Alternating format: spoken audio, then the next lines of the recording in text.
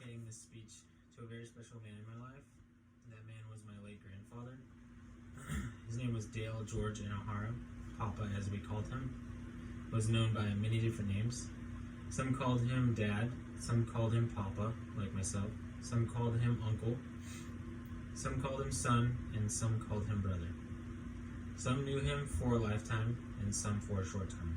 Yet he touched everyone who knew him.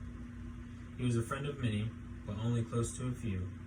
Those few included my Uncle Tony, whom he met through Baha'i, and was also part of the Messengers.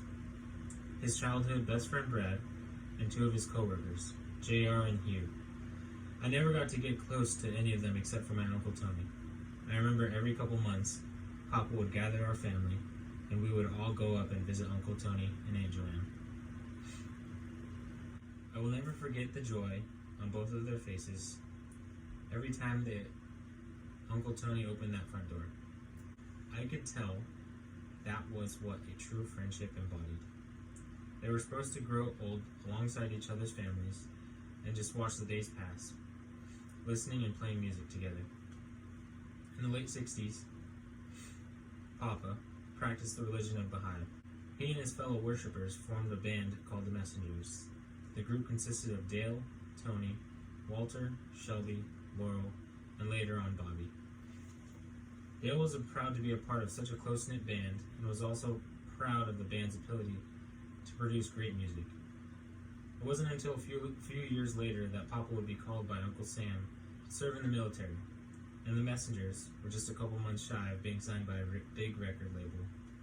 While Dale was in the military, he was able to be stationed in Germany as a medic. Due to his religious background at the time of Baha'i, since Baha'i did not believe in violence or carrying weapons of any kind.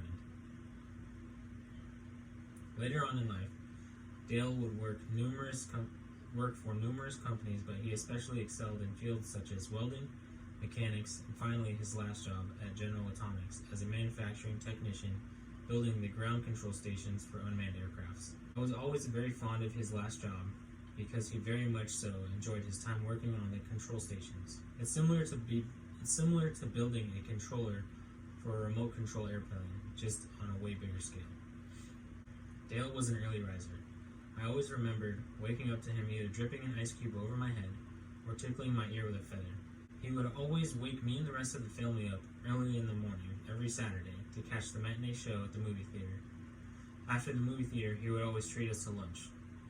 My Papa was the closest thing I had ever had to a father, as mine left early on in life. He always made it to every soccer game I had on Sundays and Saturdays when I was younger. Even when we lived an hour and a half away, he still made it every weekend. Papa pretty much made me into the proud man I am today, and I will never forget that. He molded the loving family that I am lucky to have today as well, and left a legacy that will live on through his two sons, Joseph, Bubba, as we call him, and James, as well as his two daughters, my mother, Christina, and my aunt, Kelly.